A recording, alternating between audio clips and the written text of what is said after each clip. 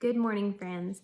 We are reading Tanglewood Tales. This is the Copper Lodge Library Edition, and we're reading the chapter called The Pygmies. We're going to go ahead and read the first half today. A great while ago, when the world was full of wonders, there lived an earth-born giant named Antaeus, and a million or more of curious little earth-born people who were called Pygmies. This giant and these Pygmies, being children of the same mother, that is to say, our good old grandmother Earth, were all brethren and dwelt together in a very friendly and affectionate manner, far, far off in the middle of hot Africa. The Pygmies were so small, and there were so many sandy deserts, and such high mountains between them and the rest of mankind, that nobody could get a peep at them oftener than once in 100 years. As for the giant being of a very lofty stature, it was easy enough to see him, but safest to keep out of his sight. Among the Pygmies, I suppose, if one of them grew to the height of 6 or 8 inches, he was reckoned a prodigiously tall man. It must have been very pretty to behold their little cities, with streets 2 or 3 feet wide, paved with the smallest pebbles, and bordered by habitations about as big as a squirrel's cage. The king's palace attained to the stupendous magnitude of Periwinkle's baby house, and stood in the center of a spacious square, which could hardly have been covered by our hearth rug. Their principal temple or cathedral was as lofty as yonder bureau, and was looked upon as a wonderfully sublime and magnificent edifice. All these structures were built neither of stone nor wood. They were neatly plastered together by the Pygmy workmen, pretty much like birds' nests, out of straw, feathers, eggshells, and other small bits of stuff, with stiff clay instead of mortar. And when the hot sun had dried them, they were just as snug and comfortable as a pygmy could desire. The country round was conveniently laid out in fields, the largest of which was nearly of the same extent as one of the sweet ferns flower beds. Here the Pygmies used to plant wheat and other kinds of grain, which when it grew up and ripened, overshadowed these tiny people as the pines, and the oaks and the walnut and chestnut trees overshadow you and me, when we walk in our own tracts of woodland. At harvest time, they were forced to go with their little axes and cut down the grain, exactly as a woodcutter makes a clearing in the forest. And when a stalk of wheat with its overburdened top chanced to come crashing down upon an unfortunate pygmy, it was apt to be a very sad affair. If it did not smash him all to pieces, at least I am sure it must have made the poor little fellow's head ache. And oh, my stars, if the fathers and mothers were so small, what must the children and babies have been? The whole family of them might have been put to bed in a shoe, or have crept into an old glove and played at hide and seek in its thumb and fingers. You might have hidden a year-old baby under a thimble. Now these funny Pygmies, as I told you before, had a giant for their neighbor and brother, who was bigger, if possible, than they were little. He was so very tall that he carried a pine tree, which was 8 feet, through the butt for a walking stick.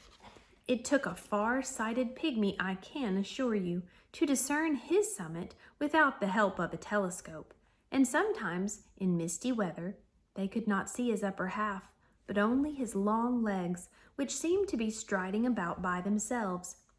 But at noonday, in a clear atmosphere, when the sun shone brightly over him, the giant Antaeus presented a very grand spectacle. There he used to stand, a perfect mountain of a man, with his great countenance smiling down upon his little brothers, and his one vast eye, which was as big as a cartwheel, and placed right in the center of his forehead, giving a friendly wink to the whole nation at once. The Pygmies loved to talk with Antaeus, and 50 times a day, one or another of them would turn up his head and shout through the hollow of his fists, "Halloo, brother Antaeus! How are you, my good fellow?" And when the small, distant squeak of their voices reached his ear, the giant would make answer, "Pretty well, brother Pygmy, I thank you," in a thunderous roar that would have shaken down the walls of their strongest temple, only that it came from so far aloft. It was a happy circumstance that Antaeus was the pygmy people's friend, for there was more strength in his little finger than in 10,000,000 of such bodies as this. If he had been as ill-natured to them as he was to everybody else, he might have beaten down their biggest city at one kick, and hardly have known that he did it. With the tornado of his breath, he could have stripped the roofs from 100 dwellings and sent thousands of the inhabitants whirling through the air. He might have set his immense foot upon a multitude, and when he took it up again, there would have been a pitiful sight, to be sure. But being the son of Mother Earth, as they likewise were, the giant gave them his brotherly kindness, and loved them with as big a love as it was possible to feel for creatures so very small. And on their parts, the pygmies loved Antaeus with as much affection as their tiny hearts could hold, and he was always ready to do them any good offices that lay in his power. As for example, when they wanted a breeze to turn their windmills, the giant would set all the sails a-going with the mere natural respiration of his lungs. When the sun was too hot, he often sat himself down and let his shadow fall over the kingdom, from one frontier to the other, and as for matters in general, he was wise enough to let them alone and leave the pygmies to manage their own affairs, which after all is about the best thing that great people can do for little ones. In short, as I said before, Antaeus loved the pygmies, and the pygmies loved Antaeus. The giant's life being as long as his body was large, while the lifetime of a pygmy was but a span, this friendly intercourse had been going on for innumerable generations and ages. It was written about in the pygmy histories and talked about in their ancient traditions. The most venerable and white-bearded pygmy had never heard of a time, even in his greatest of grandfather days, when the giant was not their enormous friend. Once, to be sure, as was recorded on an obelisk 3 feet high, erected on the place of the catastrophe, Antaeus set down upon about 5,000 pygmies who were assembled at a military review. But this was one of those unlucky accidents for which nobody is to blame, so that the small folks never took it to heart, and only requested the giant to be careful forever afterward to examine the acre of ground where he intended to squat himself.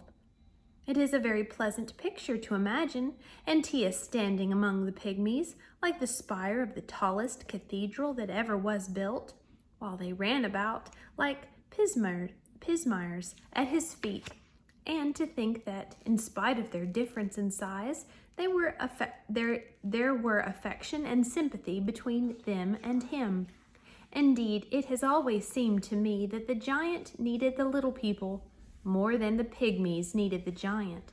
For unless they had been his neighbors and well-wishers, and as we may say, his playfellows, Antaeus would not have had a single friend in the world. No other being like himself had ever been created. No creature of his own size had ever talked with him in thunder-like accents, face to face.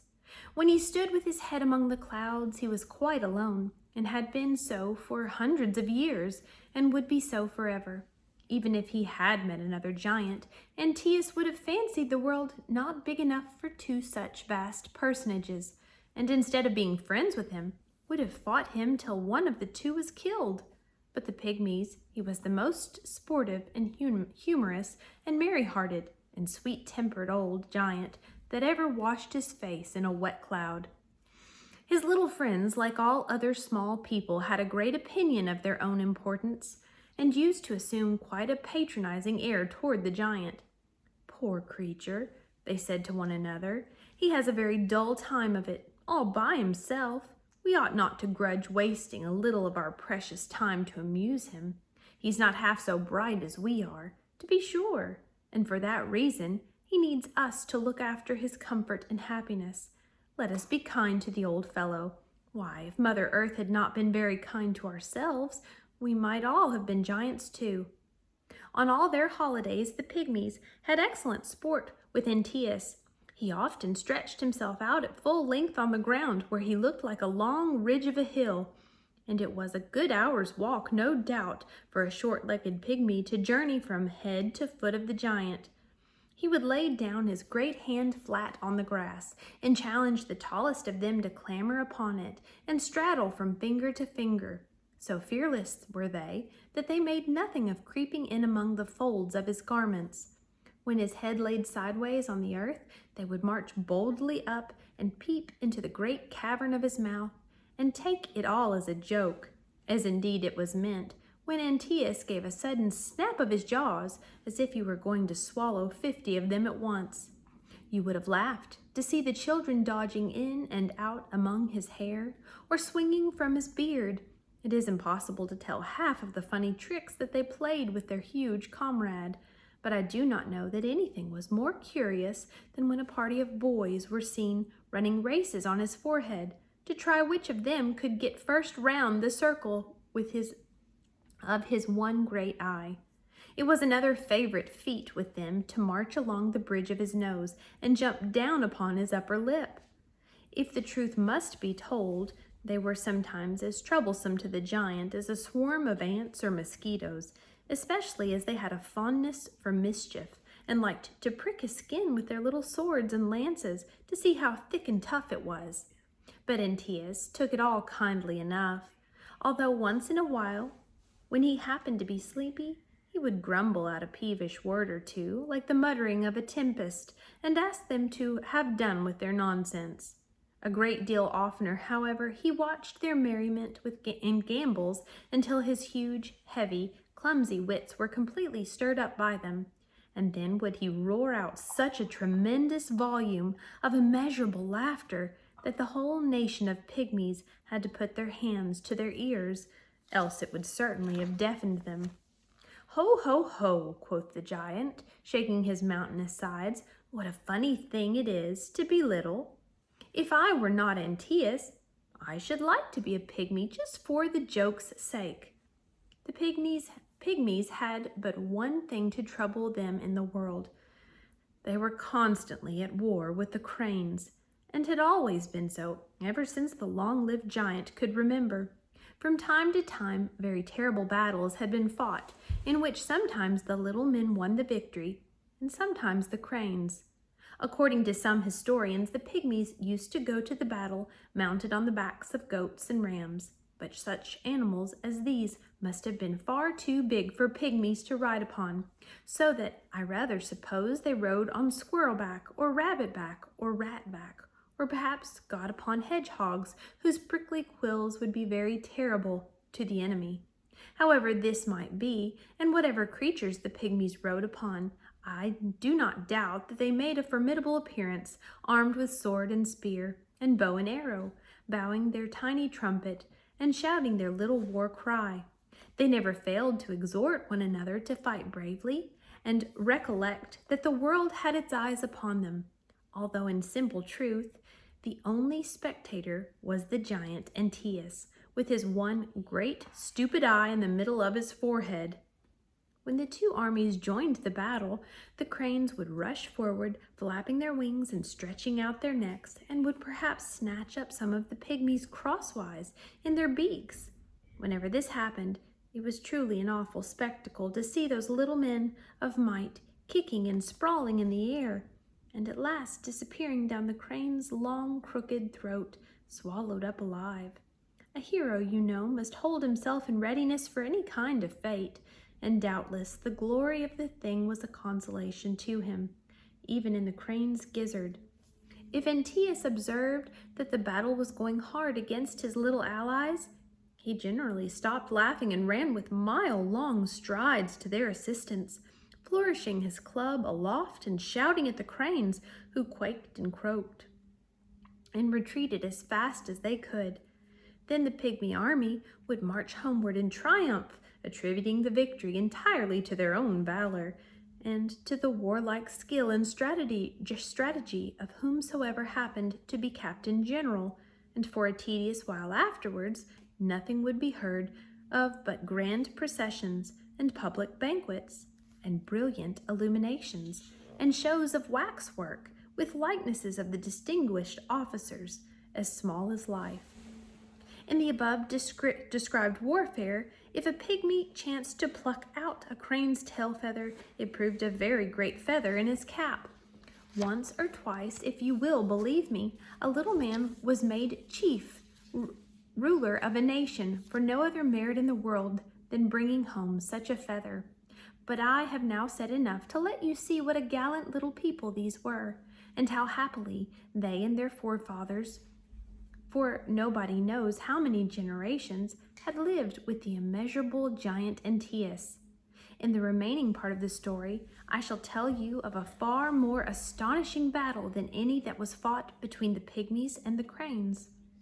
One day the mighty Antaeus was lolling at full length among his little friends. His pine tree walking stick lay on the ground close by his side. His head was in one part of the kingdom, and his feet extended across the boundaries of another part. And he was taking whatever comfort he could get, while the pygmy scrambled over him, and peeped into his cavernous mouth, and played among his hair. Sometimes, for a minute or two, the giant dropped asleep, and snored like a rush of a whirlwind. During one of these little bits of slumber, a pygmy chanced to climb upon his shoulder, and took a view around the horizon, as from the summit of a hill, and he beheld something a long way off, which made him rub the bright specks of his eyes, and look sharper than before. At first he mistook it for a mountain, and wondered how it had grown up so suddenly out of the earth.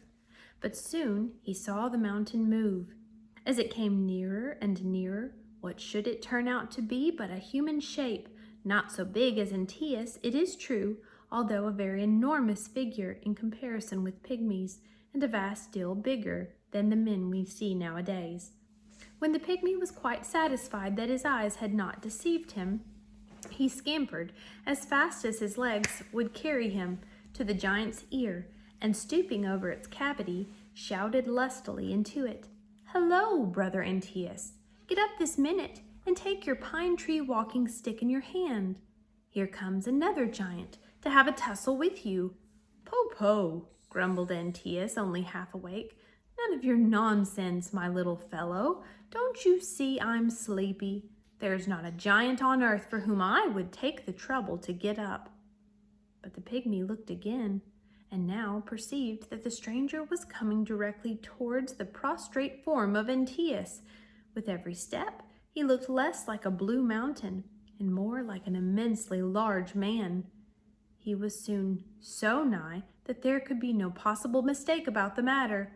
There he was, with the sun flaming on his golden helmet and flashing from his polished breastplate. He had a sword by his side and a lion's skin over his back, and on his right shoulder he carried a club, which looked bulkier and heavier than the pine tree walking stick of Antaeus. By this time, the whole nation of the Pygmies had seen the new wonder, and 1,000,000 of them set up a shout all together, so that it really made quite an audible squeak.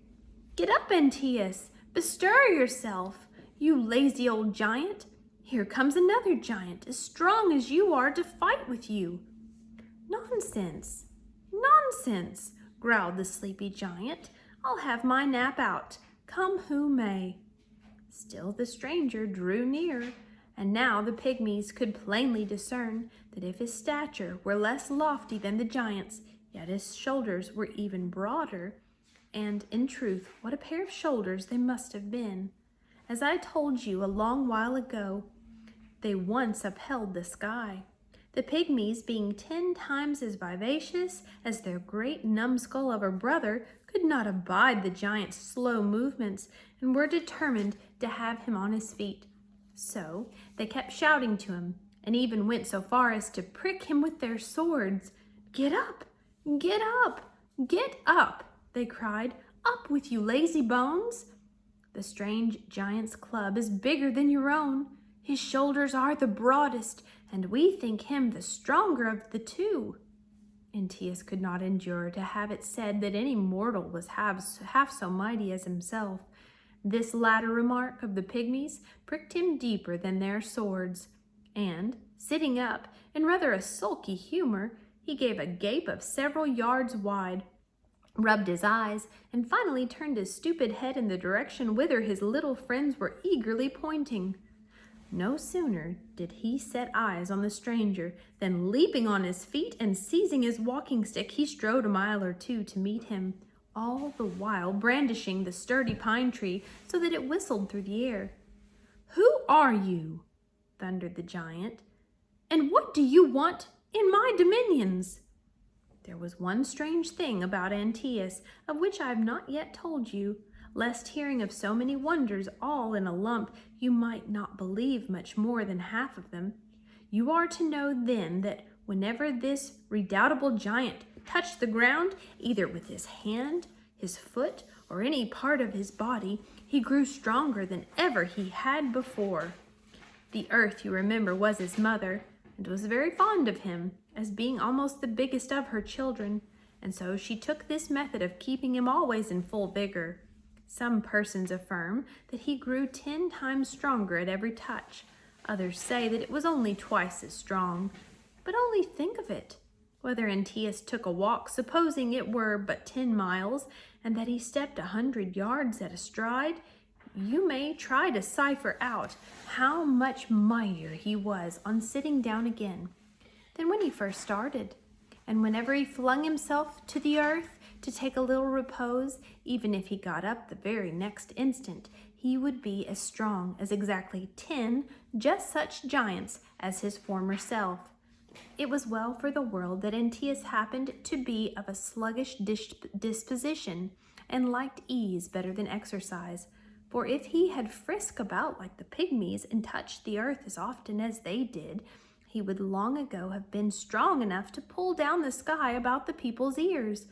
But these great lubberly fellows resemble mountains, not only in bulk, but in their disinclination to move.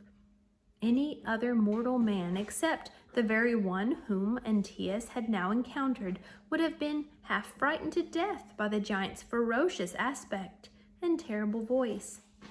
But the stranger did not seem at all disturbed. He carelessly lifted his club and balanced it in his hand, measuring Antaeus with his eye, from head to foot, not as if wonder-smitten as his stature, but as if he had seen a great many giants before. And this was by no means the biggest of them. In fact, if the giant had been no bigger than the Pygmies, who stood pricking up their ears and looking and listening to what was going forward, the stranger could not have been less afraid of him. "Who are you, I say?" roared Antaeus again. "What's your name? Why do you come hither? Speak, you vagabond, or I'll try the thickness of your skull with my walking stick." "You are a very discourteous giant," answered the stranger quietly, "and I shall have to teach you a little civility before we part. As for my name, it is Hercules. I have come hither because this is my most convenient road to the garden of Hesperides. Whether I'm going to get 3 of the golden apples for King Eurystheus,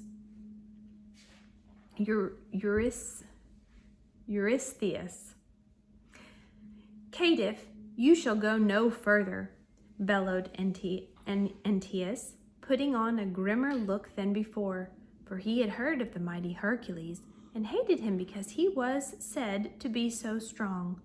"Neither shall you go back whence you came." "How will you prevent me," asked Hercules, "from going whither I please?" "By hitting you a rap with this pine tree here," shouted Antaeus, scowling so that he made himself the ugliest monster in Africa. "I'm 50 times stronger than you, and now that I stamp my foot upon the ground, I am 500 times stronger. I'm ashamed to kill such a puny little dwarf as you seem to be. I will make a slave of you, and you shall likewise be the slave of my brethren here, the Pygmies.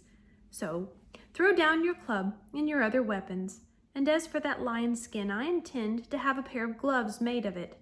"Come and take it off my shoulders then," answered Hercules, lifting his club. Then the giant, grinning with rage, strode tower-like towards the stranger, 10 times strengthened at every step, and fetched a monstrous blow at him with his pine tree, which Hercules caught upon his club, and being more skillful than Antaeus, he paid him back such a rap upon the sconce that down tumbled the great lumbering man-mountain flat upon the ground. The poor little Pygmies, who really never dreamed that anybody in the world was half so strong as their brother Antaeus, were a good deal dismayed at this. But no sooner was the giant down than up he bounced again with tenfold might, and such a furious visage as was horrible to behold. He aimed another blow at Hercules, but struck awry, being blinded with wrath, and only hit his poor innocent Mother Earth, who groaned and trembled at the stroke. His pine tree went so deep into the ground and stuck there so fast that before Antaeus could get it out, Hercules brought down his club across his shoulders with a mighty thwack, which made the giant roar, as if all sorts of intolerable noises had come screeching and rumbling out of his immeasurable lungs in that one cry. Away it went over the mountains and valleys, and, for aught I know, was heard on the other side of the African deserts. We'll pick up the rest of this chapter tomorrow.